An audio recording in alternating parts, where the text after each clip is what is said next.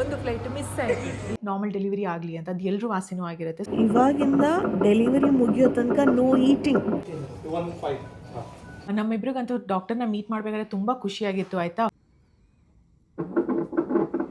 ಚೀಲನ open ಮಾಡ್ತಾರೆ, ಅವಾಗ delivery ಆಗಲಿ ಅಂತ. ಆದರೂ ಒಂದು ಯೋಚನೆ, ಯಾಕಿನ್ನ ನೋವು ಬಂದಿಲ್ಲ ಅದ್ರ ಪಾಡಿಗೆ ಅಂತ. ಎವ್ರಿ ಒನ್ ಕಾಯ್ತಾ ಇದ್ದಂಥ ಕ್ಷಣ is gonna to become true ಅಲ್ವಾ? ಹೆಲೋ ಹಾಯ್ ನಮಸ್ಕಾರ ಎಲ್ರಿಗೂ, ನಾನು ನಿಮ್ಮ ಪ್ರೀತಿಯ Veekshitha and welcome to the channel. So ಇವತ್ತಿನ ವಿಡಿಯೋದಲ್ಲಿ ಕಂಪ್ಲೀಟ್ ಅಡ್ಮಿಷನ್ ಪ್ರಾಸೆಸ್ ಬಗ್ಗೆ ನಾನು ದೀಪು ಕೂತು ಮಾತಾಡಬೇಕು ಅಂತ.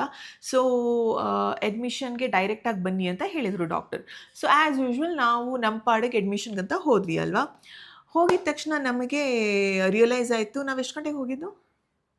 ನಾವು ಒಂದು 3:30 ಹಂಗೆ ಹೋಗಿದ್ವಿ. ಬಟ್ ಆಮೇಲೆ ಏನಾಯ್ತು ಅಲ್ಲಿ? ಅದೇ ಅವರು ಸಂಜೆ ಬರಬೇಕಿತ್ತು, ಆಮೇಲೆ 8 ಗಂಟೆ ಆದಮೇಲೆ. ಇಲ್ಲಾಂದರೆ ಡಿಸ್ಚಾರ್ಜ್ ಟೈಮಲ್ಲಿ 24 ಅವರ್ಸ್ ಕೌಂಟ್ಗೆ ಸ್ವಲ್ಪ ಟೈಮ್ ಕ್ರಾಸ್ ಆದರೆ ಒಂದಿನ ಎಕ್ಸ್ಟ್ರಾ ಚಾರ್ಜ್ ಆಗುತ್ತೆ. ಅದಕ್ಕೆ ಆಮೇಲೆ ಮಾಡೋಣ ಅಂತ ಹೇಳಿದ್ರು. ಕರೆಕ್ಟ್. ನಮಗೆ ಗೊತ್ತಿರಲಿಲ್ಲ, ಅಡ್ಮಿಷನ್ಗೆ ಬನ್ನಿ ಅಂದ್ರಲ್ಲ. ಸೊ ನಾವು ಹೋದ್ವಿ ಆಯಿತಾ 3:30ಗೆ. ಅಡ್ಮಿಷನ್ಗೆ ಹೋಗ್ತೀವ, ಇನ್ನೇನು ಅವ್ರು ಇಂಡ್ಯೂಸ್ ಮಾಡ್ತಾರೆ, ಸ್ಟಾರ್ಟ್ ಆಗುತ್ತೆ ಪ್ರೊಸೀಜರ್ ಅಂತೆಲ್ಲ ಅಂದ್ಕೊಂಡಿದ್ವಿ. ಬಟ್ ಆ್ಯಕ್ಚುಲಿ ಅವ್ರು ಹೇಳಿದರು, ಅವ್ರು ಅಲ್ಲಿ ಹೋದ್ಮೇಲೆ ಗೊತ್ತಾಯಿತು ರಾತ್ರಿಗೆ ಬಂದು ಅಡ್ಮಿಟ್ ಆಗಬೇಕು ಆ್ಯಂಡ್ ನೈಟ್ ಇಡೀ ಮಾನಿಟರ್ ಮಾಡಿ ಬೆಳಿಗ್ಗೆ ಇಂಡ್ಯೂಸ್ ಮಾಡ್ತಾರೆ ಅಂತ ಅಲ್ವಾ. ಸೊ ಇದೆಲ್ಲ ತಿಳ್ಕೊಳ್ಳೋದು ತುಂಬಾ ಇಂಪಾರ್ಟೆಂಟ್ ಆಗುತ್ತೆ. ಫಸ್ಟೇ ಡಾಕ್ಟರ್ ಹತ್ರ ಮಾತಾಡಿ ಎಷ್ಟು ಗಂಟೆಗೆ ಬರಬೇಕು ಏನು ಅಂತ ತಿಳ್ಕೊಬೇಕು. Seize a doctor. ಬಟ್ ಅಂದ್ರೂ ಇವ್ರ ಕೇಸಸಲ್ಲಿ ಎನಿ ಟೈಮ್ ಬಂದು ಅಡ್ಮಿಟ್ ಆಗ್ಬೋದಲ್ವಾ? ನಮಗೆ ಅಂದರೆ ಎಮರ್ಜೆನ್ಸಿ ಇದ್ದರೆ ಇಮ್ಮಿಡಿಯೇಟ್ ಅಡ್ಮಿಷನ್ ಆಗಬೇಕು. ಇಲ್ಲಾಂದರೆ ನಾವು ಆ ಥರ ನಮ್ಮದು ಟೈಮಿಂಗ್ಸ್ ಎಲ್ಲ ಏನು ಫಿಕ್ಸ್ ಮಾಡಲ್ಲ. ನಾವು ಇಷ್ಟೊತ್ತಿಗೆ ಅಡ್ಮಿಟ್ ಆಗಬೇಕು ಆ ಥರ ನಮ್ಮ ಡಿಪಾರ್ಟ್ಮೆಂಟ್ಗೆ. ಸೊ ಕೆಲವೊಂದು ಡಿಪಾರ್ಟ್ಮೆಂಟಲ್ಲಿ ಕೆಲವೊಂದು ಥರ ಇರುತ್ತೆ. ಕೆಲವೊಂಥರ. ಸೊ ಆ ಲೆಕ್ಕಾಚಾರದ ಮೇಲೆ ನಾವು ಹೋದ್ವಿ, ಓಕೆ ಇನ್ನೇನು ಶುರು ಮಾಡ್ಬೋದು, ಹೋಗೋಣ ಅಂತ. ಬಟ್ ಇಲ್ಲ ನಾವು ಇನ್ನು ಹೊರಟಿದ್ದೀವಿ ಮನೆಯಿಂದ, ಏನಕ್ಕೆ ಸುಮ್ಮನೆ ಅಲ್ಲಿ ವಾಪಸ್ ಬರೋದು ಅಂತ ನಾವು ಅಲ್ಲೇ ಕೂತಿದ್ವಿ ಆಯಿತಾ. ದೀಪವ್ರ ಮನೆಗೆ ಹೋಗಿದ್ರು, ಮತ್ತೆ ರಾತ್ರಿಗೆ ಬಂದರು. 8 ಗಂಟೆ ಹತ್ತತ್ರ ನಮ್ಮ ಅಡ್ಮಿಷನ್ ಪ್ರೊಸೀಜರ್ ಸ್ಟಾರ್ಟ್ ಆಗಿತ್ತು ಅಲ್ವಾ. ಮಾಮ, ನಾನು, ಪಪ್ಪ, ಅಮ್ಮ ಹೊರಟಿದ್ವಿ ಮಧ್ಯಾಹ್ನ ಅಷ್ಟೊತ್ತಿಗೆ. ಆ್ಯಂಡ್ ಆಲ್ಮೋಸ್ಟ್ 1 hour ಜರ್ನಿ ಇದೆ. ಮುಂಚಿನ ಮನೆಯಿಂದ 500 meters ದೂರದಲ್ಲಿತ್ತು. ಬಟ್ ಇವಾಗ we have to travel for an hour ಏನೇ ಇದ್ರೂ. ಸೊ ಇಲ್ಲಿ ಬಂದು ವಿಷಯ ಗೊತ್ತಾದಮೇಲೆ ಹಾಗೆ ಸುಮ್ಮನೆ ಕೂತಿದ್ದೀವಿ. ಮತ್ತೆ ಮನೆಗೆ ವಾಪಸ್ ಹೋಗೋದು ಬೇಡ ಅಂತ, ಜಸ್ಟ್ 4 hours ವೇಟ್ ಮಾಡೋಣ ಅಂತ. ನಾವೀಗ ಅಮೇರಿಕಕ್ಕೆ ಹೊರಟದ್ದು. ನಮ್ಮದು ಒಂದು ಫ್ಲೈಟ್ ಮಿಸ್ ಆಯಿತು. ಈಗ 2ನೇ ಫ್ಲೈಟ್ ಬರ್ತಾ ಉಂಟು. ಈಗ ಆಯ್ತು, ಈಗ 15 minutesಲ್ಲಿ ನಾವೀಗ ಫ್ಲೈಟ್ ಹತ್ತುತ್ತೇವೆ. ನೋಡಿ, ಇಬ್ಬರು ಜಾಗದ ವ್ಯವಹಾರ ಮಾಡ್ತಾ ಇದ್ದಾರೆ.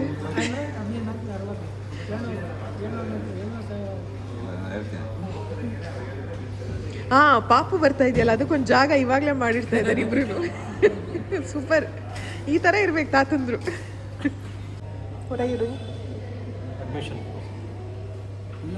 ದೀಪು ಅವ್ರು ಬಂದರು, ಅಡ್ಮಿಷನ್ ಪ್ರಾಸೆಸ್ ಎಲ್ಲ ಕಂಪ್ಲೀಟ್ ಮಾಡಿದ್ರೆ ಇನ್ನೇನು ಮನೆಯವ್ರದ್ದೆಲ್ಲ ಡಿನ್ನರ್ ಮುಗೀಲಿ ಆಮೇಲೆ ಹೊರಡೋಣ ಅಂತ. ನಮ್ಮನ್ನ ಯಾವ ವಾರ್ಡಿಗೆ ಶಿಫ್ಟ್ ಮಾಡ್ತಾರೆ ವಿ ಹ್ಯಾವ್ ಟು ಸಿ. ಟೆನ್ಷನ್ನೇ ಇಲ್ಲ. Are you ready? ನಾನು ರೆಡಿ, ನೀನು ರೆಡಿ? ದೊಡ್ಡ ಕ್ವೆಶ್ಚನ್. ನಮ್ಮ ಸಪೋರ್ಟ್ ಮೇನ್ ಪ್ಲೇಯರ್ ನಾನೇ. ಸರಿ, ಇವಾಗ ನಮ್ಮ ಲಗೇಜ್ ಎಲ್ಲ ತೊಗೊಂಡು ನಮ್ಮ ರೂಮ್ಗೆ ಹೋಗಬೇಕು. ರೂಮ್ ಅಂದರೆ ಒಬ್ವಿಯಸ್ಲಿ ಅಡ್ಮಿಷನ್ ರೂಮ್ಗೆ. ಇವಾಗ ನಗ್ತಾ ಇದ್ದೀನಿ. ನಂಗೆ ಇನ್ನೇನು ಮಾಡೋಣ, I can't over think. Nervous ಮಾಡಿಕೊಂಡು ಭಯದಿಂದ ಕೂತ್ಕೊಳ್ಳೋಕ್ಕಾಗಲ್ಲ ಅಷ್ಟೇ. ಯಾವಾಗ ನೋವು ಬರುತ್ತೆ ಆಮೇಲೆ ನೋವು ಬರ್ತಾ ಇದೆ, ಯಾವಾಗ ಹಿಟ್ ಆಗುತ್ತೆ ರಿಯಾಲಿಟಿ, ನೋವಾಗ್ತಾ ಇದೆಯಾ ಅಂತ. ಇವಾಗ ಆರಾಮದಲ್ಲಿದ್ದೀನಿ ಅಷ್ಟೇ. ಆದರೂ ಒಂದು ಯೋಚನೆ, ಯಾಕಿನ್ನ ನೋವು ಬಂದಿಲ್ಲ ಅದ್ರ ಪಾಡಿಗೆ ಅಂತ. ಒಂದ್ಸಲ ಲೇಟ್ ಆಗುತ್ತೆ. 38 ವೀಕ್ಸಿಗೆ ಡೆಲಿವರಿ ಆಗುತ್ತೆ ಅನ್ನೋ ಯೋಚನೆಯಲ್ಲಿದ್ವಿ ನಾವು. ಬಟ್ 40th ವೀಕ್ ಕಂಪ್ಲೀಟ್ ಆಗಿದೆ, ಫುಲ್ ಟರ್ಮ್ ಬೇಬಿ.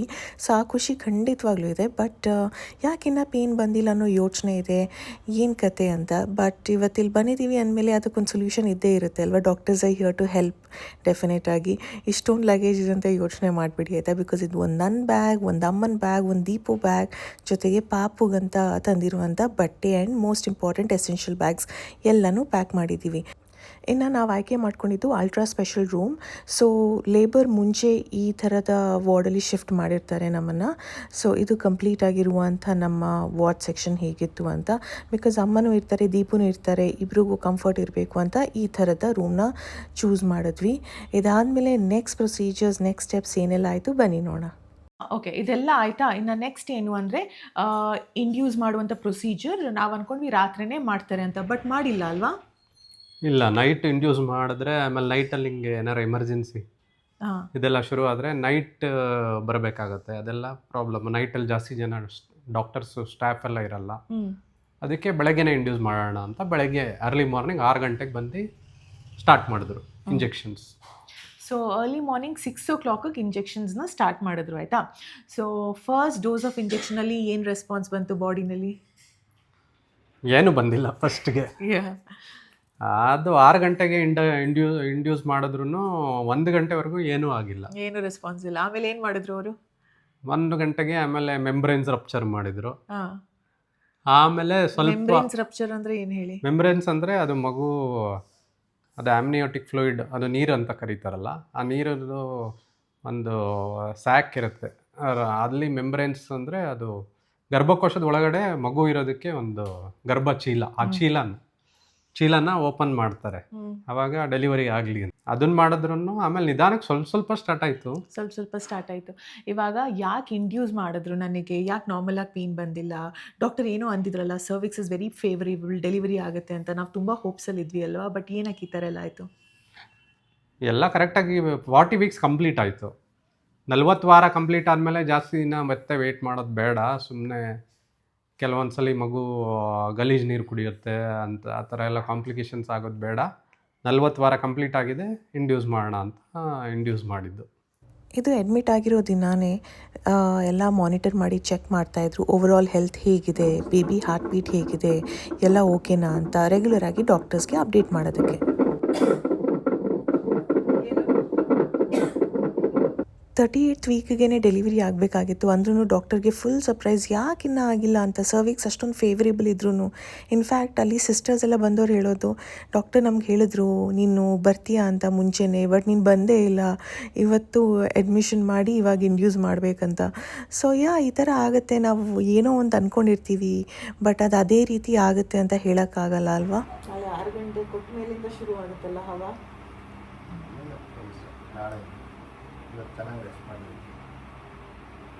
ಅದೇ ಡಾಕ್ಟ್ರು ಮಧ್ಯರಾತ್ರಿಗೆ ನೋವು ಬಂದುಬಿಟ್ರೆ ಅಲ್ವಾ, ಅವ್ರು ಎದ್ದು ಬರಬೇಕು.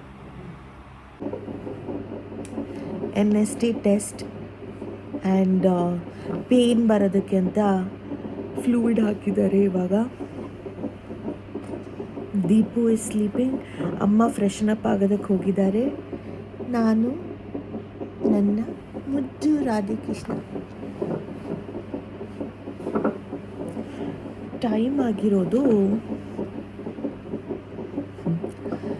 7 ಗಂಟೆ. ಮಧ್ಯರಾತ್ರಿ ಎಷ್ಟು ಸತಿ ಬಂದರು ಗೊತ್ತಾ?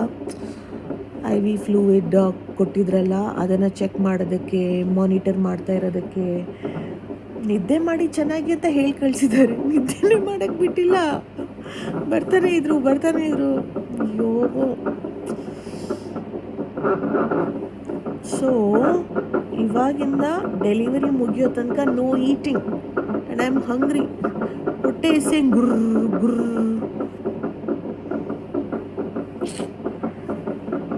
ಇಂಜೆಕ್ಷನ್ ಕೊಡ್ತಾರನಿದಾರಲ್ವ, ಇಷ್ಟು ದೊಡ್ಡ ಗ್ಲೂಕೋಸ್ ಏನಕ್ಕೆ ಇಟ್ಟಿದ್ದಾರೆ ಅಂತ ನಾನು, that is how we do it ಅಂತ ಅಂದರು. ಸರಿನಪ್ಪ ಅಂತ. ಇವಾಗ ಹೆಂಗೂ ಹೇಳಿದಾರಲ್ಲ ಪೇನ್ ಬರೋ ಇಂಜೆಕ್ಷನ್ ಅಂತ, ಎಷ್ಟೊತ್ತಿಗೆ ಬರುತ್ತೆ ಅಂತ ಕೇಳಿದ್ರೆ ಇನ್ನು 10 ಮಿನಿಟ್ಸಲ್ಲೇ ಸ್ಟಾರ್ಟ್ ಆಗುತ್ತೆ, ನಿಧಾನಕ್ಕೆ ಪೇನ್ ಬರ್ತಾ ಇರುತ್ತೆ ಅಂತ. ಹಬ್ಬ ಇದೆ, ಇಡೀ ದಿನ ಹಬ್ಬ ಇದೆ ನಮಗೆ. ಇವಾಗ ಹೀಗಿದ್ದೀನಿ, ಸಂಜೆ ತನಕ ಹೇಗಾಗಿರ್ತೀನಿ ಅಂತ ನೋಡಬೇಕು. I am gonna be stronger for my self and the baby. It's just 1 day, but ಈ 1 ಡೇ ಫ್ಯೂ ಮೊಮೆಂಟ್ಸ್ ಆಫ್ ಪೇನಿಂದ ಎವ್ರಿ ಒನ್ ಕಾಯ್ತಾ ಇದ್ದಂಥ ಕ್ಷಣ is gonna to become true ಅಲ್ವಾ. ಸೊ ಅದೇ ನನ್ನ ಮೋಟಿವೇಶನ್, ಅದೊಂದೇ ನನ್ನ ಮೋಟಿವೇಶನ್. ನಿನ್ನೆನೂ ಹಾಗೆ ಅವ್ರು ಟೆಸ್ಟ್ ಮಾಡಬೇಕಾದ್ರೆ ದೀಪು ನನ್ನ ಪಕ್ಕ ನಿಂತು ಬ್ರೀದ್ ಅಂತಿದ್ರು. So then I was like breathing, okay breathe. 39th ವೀಕಿಗೆ ನಾನು ಲ್ಯಾಕ್ಟೇಷನ್ ಕೋರ್ಸ್ನ ತಗೊಂಡಿದ್ದೆ. ಅಲ್ಲಿ ನನಗೆ ಹೇಳ್ಕೊಟ್ಟಿದ್ರು ಬ್ರೀದಿಂಗ್ನ ಹೇಗೆ ಮಾಡಬೇಕು, ಯಾವ ರೀತಿ ನೋವು ಬಂದಾಗ ಸ್ಪಂದಿಸಬೇಕು ಅದಕ್ಕೆ, ಇನ್ನು ಮಗು ಹುಟ್ಟಿದ ಮೇಲೆ ಅದಕ್ಕೆ ಯಾವ ರೀತಿ ಹಾಲು ಕುಡಿಸ್ಬೇಕು, ಪ್ರತಿಯೊಂದು ನನಗೆ ಈ ಕೋರ್ಸ್ ಮುಖಾಂತರ ಅರ್ಥ ಆಗಿದ್ದರಿಂದ ಈ ಟೈಮ್ನಲ್ಲಿ ನಾನು ಪ್ರಿಪೇರ್ ಆಗಿದೆ. ಈ ಥರ ರಿಯಾಕ್ಟ್ ಮಾಡಬೇಕು, ಈ ಥರ ಇರುತ್ತೆ ಅಂತ. ಸೊ ನಿಮಗೆ ಅದ್ರ ಬಗ್ಗೆ ಡೀಟೇಲ್ಸ್ ಬೇಕಿದ್ದರೆ ಡೆಫಿನೆಟಾಗಿ ಶೇರ್ ಮಾಡೋದಕ್ಕೆ ಇಷ್ಟಪಡ್ತೀನಿ. ಬಿಕಾಸ್ ತುಂಬ ಜನ ಮಾಮ್ಸ್ಗೆ ಇದು ಹೆಲ್ಪ್ ಆಗ್ಬೋದು. ನನಗೆ ಕೊಟ್ಟಿರುವಂಥ ಫುಡ್ ಇದೆ, ವೆಜಿಟೇಬಲ್ಸ್ನ ಬಾಯ್ಲ್ ಮಾಡಿ ಅದರ ಸೂಪ್ನ ತಂದು ಕೊಟ್ಟಿದ್ರು. ಈ ಟೈಮ್ನಲ್ಲಿ ಇದು ಮಾತ್ರ ಫುಡ್ ಆಪ್ಷನ್ ಇತ್ತು ನನಗೆ. ಏನೂ ಮಾಡೋದಕ್ಕಾಗಲ್ಲ. ಇವಾಗ ಪ್ರಯಾರಿಟಿ ಏನು, ಪಾಪು ಹೆಲ್ದಿಯಾಗಿರಬೇಕು ಅಷ್ಟೇ. Good morning. ನನಗೆ 7 o'clock ಇಂಡ್ಯೂಸ್ ಮಾಡಿದ್ದಾರೆ and it's 8:20. No pain yet. ಅವರು ಸರ್ಪ್ರೈಸ್ ಆಗಿದ್ದಾರೆ. ವಿದಿನ್ 10 minutes ಪೇನ್ ಬರಬೇಕಂದ್ರು. ಸೊ ಒಂದ ಡೋಸ್ ಇನ್ಕ್ರೀಸ್ ಮಾಡ್ಬೋದು ಸ್ವಲ್ಪ. ಇನ್ನೂ ಪೇನೇ ಇಲ್ಲ ಅಂದರೆ they will operate. Let us see. ಯಾಕೆ ನನಗೆ ಮಾತ್ರ ಹೀಗಾಗ್ತಾ ಇದೆ ಅಂತ ಈ ಸಮಯದಲ್ಲಿ ನಾನು ಅನ್ಕೋತಾ ಇದ್ದೀನಿ. ಬಟ್ ಈ ವಿಡಿಯೋ ನೋಡ್ತಾ ತುಂಬ ಜನ ಲೇಡೀಸ್ಗೆ ಈ ಥರ ಆಗಿರ್ಬೋದು. ನಿಮಗೂ ಈ ಥರ ಆಗಿದ್ರೆ ಕಮೆಂಟ್ ಸೆಕ್ಷನಲ್ಲಿ ತಪ್ಪದೆ ತಿಳಿಸಿ. ನಮ್ಮಿಬ್ರಿಗಂತೂ ಡಾಕ್ಟರ್ನ ಮೀಟ್ ಮಾಡಬೇಕಾದ್ರೆ ತುಂಬ ಖುಷಿಯಾಗಿತ್ತು ಆಯಿತಾ, 40 weeks ಮುಂಚೆ. ಬಿಕಾಸ್ ಅವರು ಹೇಳಿದ್ರು ತುಂಬ ಫೇವರೇಬಲ್ ಆಗಿದೆ ಸರ್ವಿಕ್ಸ್, ಎನಿ ಟೈಮ್ ಬರ್ಬೋದು. ಅವರ ಸ್ಟಾಫ್ಗೆಲ್ಲ ಹೇಳಿದ್ರಂತೆ ಈ ಹುಡುಗಿ ಬರ್ತಾಳೆ ಅಂತ ಅಲ್ವಾ. 38 weeks 2 ವಾರ ಮುಂಚೆನೇ ಟೆಸ್ಟಿಂಗ್ ಹೋದಾಗ ಇವೆಲ್ಲ ರೆಡಿ ಆಗಿದೆ, ಇನ್ನೇನು ಎನಿ ಟೈಮ್ ಡೆಲಿವರಿ ಆಗುತ್ತೆ ಅಂತ ಹೇಳ್ತಾ ಇದ್ರು. ಸೊ ನಾವು ವೇಟಿಂಗಲ್ಲಿ ಇದ್ವಿ ಅಥವಾ very very happy. 40th week last moment ತನಕನೂ ನೋ ರೆಸ್ಪಾನ್ಸೇ ಆಯಿತಾ. ಅವರು ಆ ಸ್ಯಾಕ್ನ ಏನು ಮಾಡಿದ್ರು, ವಾಟರ್ ಬ್ರೇಕ್ ಮಾಡಿದ್ರು. ಅದಾದ್ಮೇಲೂ ಹೋಪ್ಸ್ ಇದೆಯಂತ ಅವಾಗ ಬಂದು ಟೆಸ್ಟ್ ಮಾಡ್ತಾನೆ ಇದ್ರು. ಬಟ್ ಎಷ್ಟು ಡೈಲೇಟ್ ಆಗಿತ್ತು ಮ್ಯಾಕ್ಸಿಮಮ್? ಅದೇ ಎಲ್ಲ ಆದ್ರೂ 4 ಮತ್ತೆ ಸಂಜೆ 4 ಗಂಟೆಗೆ 4:15 ಚೆಕ್ ಮಾಡಿದ್ರು 3 centimeter ಅಷ್ಟೇ ಡೈಲೇಟ್ ಆಗಿದೆ ಅಂದರು. ಬಂದು ಪದೇ ಚೆಕ್ ಮಾಡ್ತಾ ಇದ್ರು. ಈ ಕಡೆಯಿಂದ ಬೇಬಿನ ಮಾನಿಟರ್ ಮಾಡ್ತಾ ಇದ್ರು, ಸ್ಟ್ರೆಸ್ ಲೆವೆಲ್ ಹೆಂಗಿದೆ, ಹಾರ್ಟ್ ಬೀಟ್ ಹೆಂಗಿದೆ ಅಂತ ಅಲ್ವಾ. ಸೊ ಅದನ್ನು ಮಾನಿಟರ್ ಮಾಡಬೇಕು. ನನಗೆ ಪದೇ ಟೆಸ್ಟ್ ಮಾಡಿ ನೋಡ್ತಾ ಇದ್ರು, ಡೈಲೇಷನ್ ಆಗಿದೆಯಾ, 4 centimeter ಕ್ರಾಸ್ ಆದರೆ ದರ್ ಇಸ್ ಅ ಹೋಪ್ ಅಂತ ನಾರ್ಮಲ್ ಡೆಲಿವರಿಗೆ. ನಾರ್ಮಲ್ ಆಗಿ ಪೇನ್ ಬರಬೇಕು, ಅದ್ರ ಪಾಡಿಗೆ ಪೇನ್ ಬರಬೇಕು ಅಂತ ಎಲ್ಲರೂ ಆಸೆ ಆಗಿರುತ್ತೆ. ನಾನು ಕಾಯ್ತಾ ಇದ್ದೆ. ನೋ ರೆಸ್ಪಾನ್ಸ್ ಆ್ಯಟ್ ಆಲ್ ಬಾಡಿನಲ್ಲಿ ಆಯಿತಾ. ಬಟ್ ಇಂಡ್ಯೂಸ್ ಮಾಡಿದಾಗೂ ಏನೂ ರೆಸ್ಪಾನ್ಸ್ ಇಲ್ಲ. ಇದು ಏನು ಕತೆ ಅಂತ ಯೋಚನೆ ಮಾಡ್ತಾ ಇದ್ದಾಗ ಜಾಸ್ತಿ ಡೋಸ್ ಕೊಟ್ಟರು. ಆಮೇಲೆ ಏನಾಯಿತು, ನನ್ನ ಬಾಡಿ ರಿಯಾಕ್ಟ್ ಮಾಡೋದಕ್ಕೆ ಸ್ಟಾರ್ಟ್ ಆಯ್ತಲ್ವಾ. ಸೊ ನಾರ್ಮಲ್ ಆಗಿ ಪೇನ್ ಬರೋದಕ್ಕೂ ನಮ್ಮ ಬಾಡಿನಲ್ಲಿ ಇಂಡ್ಯೂಸ್ ಮಾಡಿದಾಗ ಪೇನ್ ಬರೋದಕ್ಕೂ ಡಿಫ್ರೆನ್ಸ್ ಇದೆಯಾ? ಇಂಡ್ಯೂಸ್ ಮಾಡಿದಾಗ ಜಾಸ್ತಿ ಪೇಯ್ನ್ ಬರ್ಬೋದು, ಯಾಕೆಂದರೆ ಅದು ಮೆಡಿಸಿನ್ಸ್ ಕೊಡ್ತಾರಲ್ಲ, ಅದು ಸ್ಟ್ರಾಂಗ್ ಕಾಂಟ್ರಾಕ್ಷನ್ಸ್ ಎಲ್ಲ ಸ್ಟ್ರಾಂಗ್ ಆಗಿ ಬರ್ಬೋದು. ಸೊ ಎಷ್ಟೊಂದು ಸಲ ಜಾಸ್ತಿ ಪೇಯ್ನ್ ಇರುತ್ತೆ ನಾರ್ಮಲ್ ಡೆಲಿವರಿಗಿಂತ. ನಾರ್ಮಲ್ ಆಗಿ ನಿಮಗೆ ಪೇಯ್ನ್ ಬರೋದಕ್ಕೂ ಈ ಥರ ಇಂಡ್ಯೂಸ್ ಮಾಡಿದಾಗ ಜಾಸ್ತಿ ಪೇಯ್ನೇ ಬರುತ್ತೆ ಆಯಿತಾ. ಜೊತೆಗೆ ಇಸ್ ಇಟ್ ಸೇಫ್ ಇಂಡ್ಯೂಸ್ ಮಾಡೋದು? ಇನ್ನು ವ್ಯಾಲಿಡ್ ರೀಸನ್ ಇದ್ದರೆ ಸೇಫ್. ಅಂದರೆ ಈಗ 40 weeks ಕಂಪ್ಲೀಟ್ ಆಗಿದೆ ಅಥವಾ ಏನಾದ್ರು ಮಗುಗೆ ಕಾಂಪ್ಲಿಕೇಶನ್ಸ್ ಇದ್ದರೆ ಎಲ್ಲ ಇಂಡ್ಯೂಸ್ ಮಾಡ್ತಾರೆ, ಅದು ನಾರ್ಮಲ್. ಸೊ ಇದು ನಿಮಗೆ ಪೇನ್ ಬಂದಿಲ್ಲ ಅಂದರೆ ಇಂಡ್ಯೂಸ್ ಮಾಡೋ ಮೆಥಡ್ ಏನಕ್ಕೆ ಮಾಡ್ತಾರೆ ಅಂದರೆ ಅದರಿಂದನೂ ನಾರ್ಮಲ್ ಡೆಲಿವರಿ ಆಗುವ ಚಾನ್ಸಸ್ ಇದೆಯಾ ಅಂತಲ್ವಾ. ಡಾಕ್ಟರ್ಸ್ ಅವರು ಹೆಚ್ಚಾಗಿ ಟ್ರೈ ಮಾಡೋದೇ ನಾರ್ಮಲ್ ಡೆಲಿವರಿ ಆಗಲಿ ಅಂತ. ಅದು ಎಲ್ಲರೂ ಆಸೆನೂ ಆಗಿರುತ್ತೆ. ಸೊ ನಮ್ಮ ಆಸೆನೂ ಅದೇ ರೀತಿ ಆಗಿತ್ತು. ಸೊ ಟ್ರೈ ಮಾಡ್ತಾನೇ ಇದ್ದೀವಿ. ಬೆಳಿಗ್ಗೆ ಎಷ್ಟು ಗಂಟೆಗೆ? 6 ಗಂಟೆಯಿಂದ ಸಂಜೆ 6 ಗಂಟೆ ತನಕ ವೇಟಿಂಗ್ ಅಲ್ವಾ. ಇನ್ನೇನಾಗುತ್ತೆ ಕಾದು ನೋಡಬೇಕು. ನೆಕ್ಸ್ಟ್ ವಿಡಿಯೋದಲ್ಲಿ ಇನ್ ಡೀಟೇಲ್ ನಿಮ್ಮ ಜೊತೆ ಶೇರ್ ಮಾಡಬೇಕು ಅಂತ ಇದ್ದೀನಿ. Is it a C-section or a normal delivery? ನಾವು ಅಂದ್ಕೊಂಡಿದ್ದು ಏನು ಅದೇ ರೀತಿ ಆಯ್ತಾ ಇಲ್ವಾ ಅಂತ. ಆ್ಯಂಡ್ ಇವತ್ತಿನ ಈ ಒಂದು ವಿಡಿಯೋ ನಿಮ್ಗೆ ಇಷ್ಟವಾದಲ್ಲಿ hit like, share and subscribe. ಪ್ರೀತಿ ಸದಾ ಹೀಗೆ ಇರಲಿ. ನಿಮ್ಮ ಕನ್ನಡತಿನ ಸದಾ ಪ್ರೋತ್ಸಾಹಿಸಿ. Lots of love. ಬಾಯ್.